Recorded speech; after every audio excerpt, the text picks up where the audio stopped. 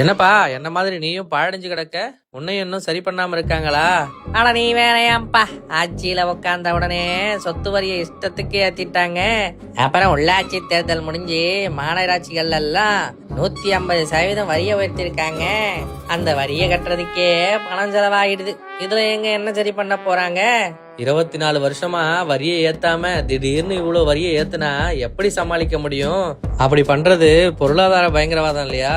இவங்க நினைச்சப்ப ஏத்துற சொத்து வரியால இருக்கிற சொத்தையும் வித்துட்டு ஊரோட போய் குடிசை வீட்லயே வாழ்ந்துடலாம்னு மக்கள் யோசிக்கிறாங்க.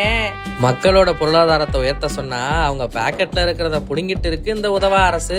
திருடுறது ஏமாத்துறதெல்லாம் திமுகவுக்கு கை வந்த கலையாச்சே. இவங்க மட்டும் ஊரெல்லாம் கெஸ்ட் ஹவுஸ் வச்சிருப்பாங்க. ஆனா நம்ம ஒருத்தங்களை வச்சுக்கிட்டு அதுக்கு வரி கட்ட முடியாம மக்கள் படுற கஷ்டம் இருக்கே, ஐயோ பாவம்யா. ஒரு வாட்டி வரியை ஏத்துறது பத்தாம ஒவ்வொரு வருஷமும் 6% வரி உயர்வு தானாவே அமலுக்கு வரும்னு வினோத சட்டத்தை கொண்டு வந்து மக்கள் மேல நிரந்தர சுமை ஏத்தி வச்சிருக்கு இந்த திருட்டு அரசு. வருஷம் ஏறுற சொத்து வரி, பால் விலை, மின்சார கட்டணம்னு ஏகப்பட்ட சுமையால சொந்தமா நம்மள வச்சிருக்கிறவங்களே வாடகைக்கு இருக்கிற மாதிரி ஃபீல் பண்ண ஆரம்பிச்சுட்டாங்கப்பா. இந்த வரி உயர்வால நம்மளோட உரிமையாளர்களும் அவங்க இஷ்டத்துக்கு வாடகையை ஏத்திக்கிட்டே போறாங்க.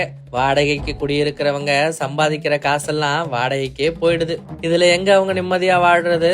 குடியிருக்கிற மக்கள் நினைச்சா இந்த திமுகவை தமிழ்நாட்டுல இருந்தே விரட்டிடுவாங்க. சீக்கிரமே அந்த காலம் வரத்தான் போகுது.